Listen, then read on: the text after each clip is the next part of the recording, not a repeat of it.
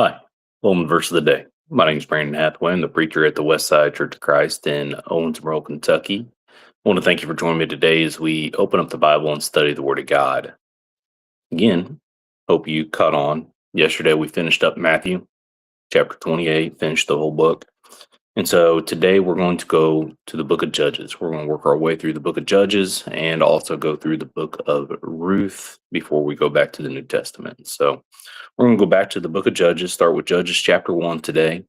We're going to read verses 27 through 36, and bear with me. It's a little longer reading, and it's got a bunch of names of different tribes, nations that the Israelites are supposed to be, of course, chasing down, chasing out, killing.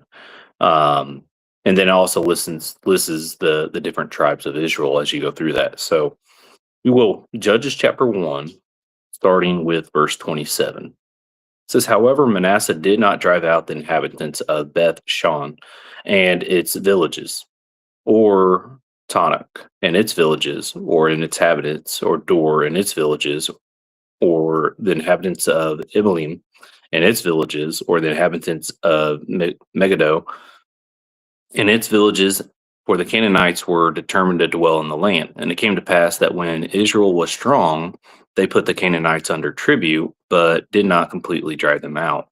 Nor did Ephraim drive out the Canaanites who dwelt in Gezer, or the Canaanites that dwelt in Gezer among them. Nor did Zulun drive out the inhabitants of Kitron, or the inhabitants of Nahala, the Canaanites. So the Canaanites dwelt among them and were put under tribute. Nor did Asher drive out the inhabitants of Akko, or the inhabitants of Sidon, or of Ahalab, Ashibs, Helbal, Ithik, or Rehob. So the Asherites dwelt among the Canaanites, the inhabitants of the land, for they did not drive them out. Nor did Naphtali drive out the inhabitants of Beth Shemesh, the inhabitants of Beth Anath, but they dwelt among the Canaanites, the inhabitants of the land. Nevertheless, the inhabitants of Beth Shemesh and Beth Anath were put under tribute to them. And the Amorites forced the children of Dan into the mountains, for they would not allow them to come down to the valley. And the Amorites were determined to dwell in Mount Heres, in Ajalon, and in Shalom. Yet when the strength of the house of Joseph became greater, they were put under tribute. Now the boundary of the Amorites was from the ascent of Ekerub, from Selah and upward. Anyways, the reason I was willing to try to fumble through all those names is that it goes to show that, again, they didn't do as the Lord had commanded them to do. They were supposed to chase out everybody. There wasn't supposed to be anybody else left in the land once Israel took over it. They were supposed to go forth and completely chase them all out, kill those who are remaining, and take the land for themselves. And they didn't do that. And you can even go back to some of the verses before that.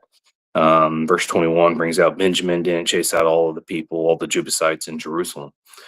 And so with that becomes a snare, a trap for them, because now they're surrounded by these other nations. And as they're surrounded by these other nations, they are tempted to marry them.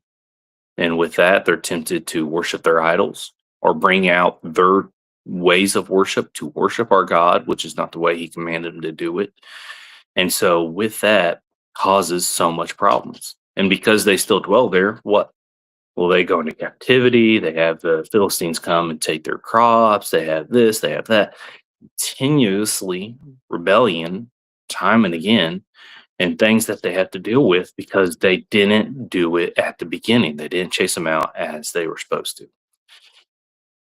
And so we need to make sure we do all that God has commanded us to do, to keep his commandments fully, lest we set up snares for ourselves. Anyways, I want to thank you for joining me today. I hope everybody has a blessed day, if the Lord's willing.